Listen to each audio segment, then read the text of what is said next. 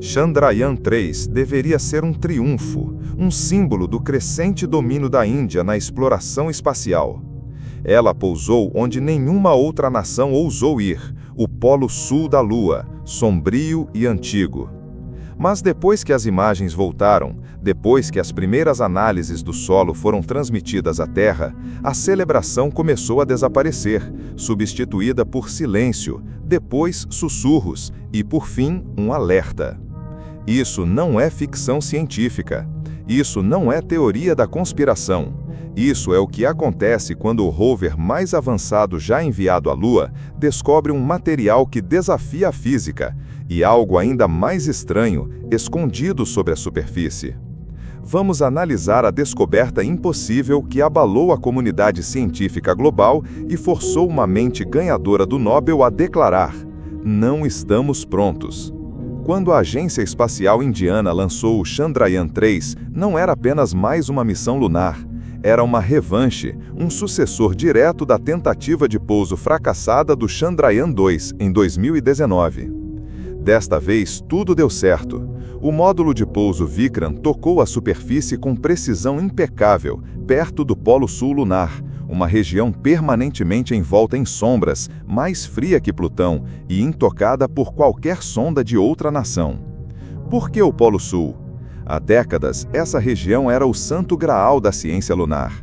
Varreduras de radar sugeriam gelo de água antigo, minerais raros presos em crateras e talvez indícios de algo mais profundo. Mas ninguém havia ousado pousar ali. O terreno é traiçoeiro, a luz é imprevisível, as temperaturas são fatais. Mas a ISRO conseguiu, e com isso, a Índia entrou para o seleto grupo de nações que dominam o espaço. Os primeiros dados da missão confirmaram o que os cientistas esperavam: água congelada, poeira de silicato e metais úteis como magnésio e alumínio, a receita perfeita para futuras bases lunares. Mas enterrada sob essas manchetes havia uma descoberta mais obscura e perturbadora, uma que nunca chegou à imprensa. À medida que o rover Pragyan avançava pela poeira lunar, começou a escanear a superfície com espectrômetros de última geração, com o objetivo de identificar a composição química exata do solo. Mas o que ele encontrou deixou os cientistas em estado de incredulidade. Uma substância nunca antes vista em nenhuma amostra conhecida, seja lunar, terrestre ou extraterrestre. Não correspondia a nenhum mineral no banco de dados da Terra. Não refletia a luz como deveria, parecia absorver a radiação eletromagnética e até distorcê-la de maneiras imprevisíveis. Um engenheiro descreveu o material como uma esponja de energia. Michio Kaku chamou-o de uma anomalia aterrorizante. Se essa substância se formou naturalmente, significa que toda a nossa compreensão sobre ciência dos materiais está errada. Se não se formou naturalmente, isso quer dizer que alguém ou algo a colocou lá. Essa descoberta, por si só, já seria suficiente para provocar crises internacionais, mas foi apenas o começo. Depois dos primeiros escaneamentos, a ISRO ativou o radar de penetração de solo do Chandrayaan-3, projetado para olhar abaixo da crosta lunar. O que ele encontrou causou choque no controle da missão. Um imenso vazio subterrâneo, vários metros abaixo das rodas do rover. Mas não era aleatório. Os sinais do radar revelaram formações geométricas, linhas retas, ângulos simétricos, grades repetitivas. Os primeiros diagramas pareciam mais plantas arquitetônicas do que cavernas naturais. Michio Kaku, após revisar os escaneamentos, descreveu como metálico, organizado, deliberado e provavelmente antigo. Mais perturbador ainda, o vazio era enorme, grande o suficiente para abrigar uma pequena cidade. Então veio o calor.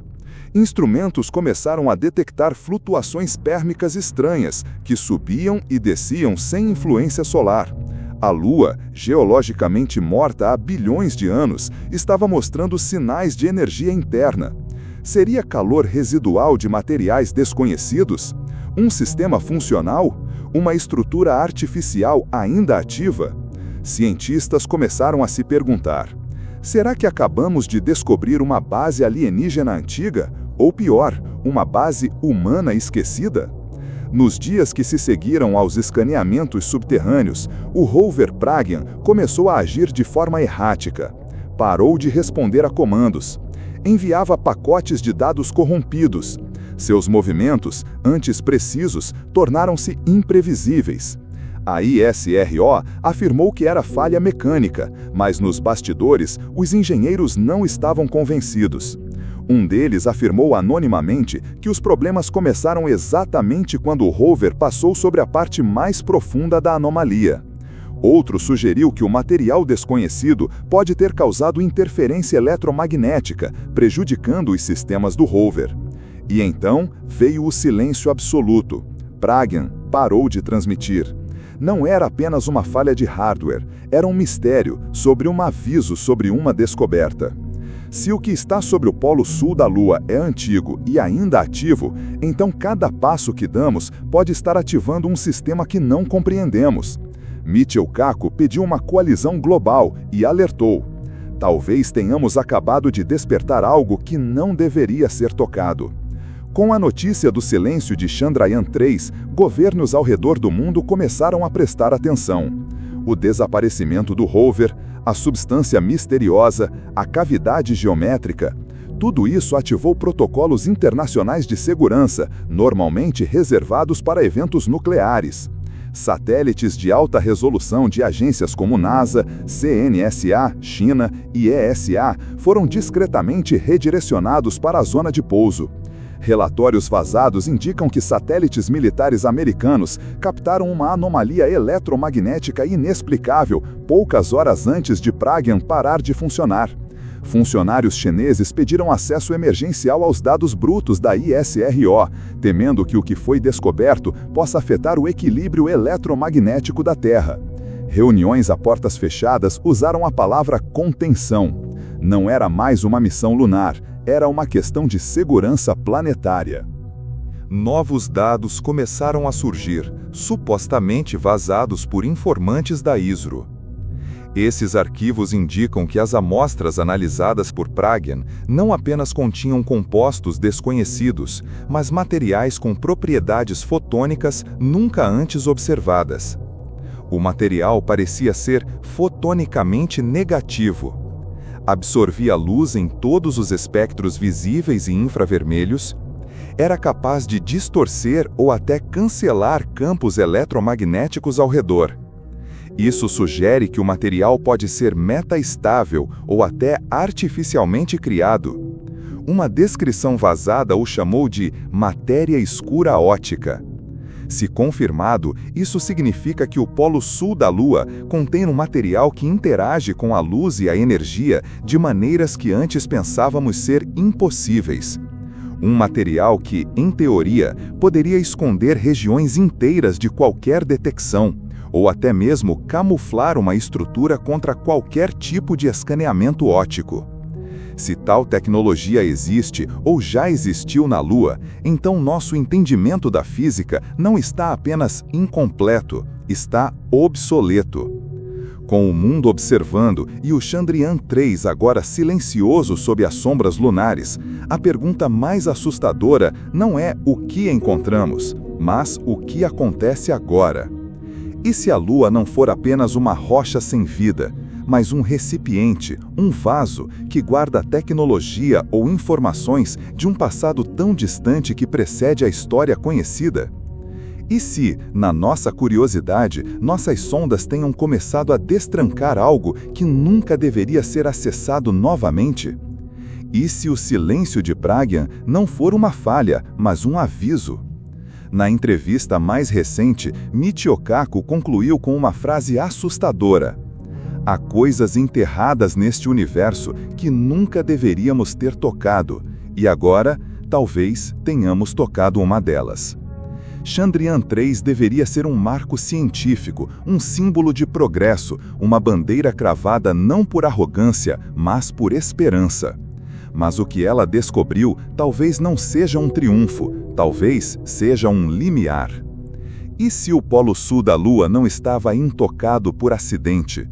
E se ele foi evitado de propósito?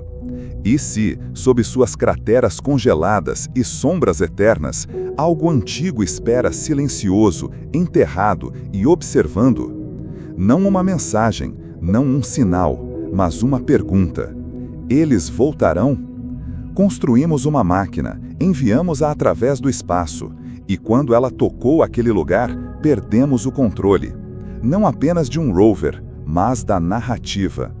E agora, enquanto cientistas globais se calam, satélites se recalibram e físicos emitem alertas em vez de teorias, uma verdade se torna impossível de ignorar. Não fomos os primeiros a chegar, e talvez não sejamos os únicos observando. E você? O que você acredita que o Chandrayaan-3 realmente descobriu? Uma tecnologia antiga, uma anomalia natural ou um remanescente de algo que não é deste mundo?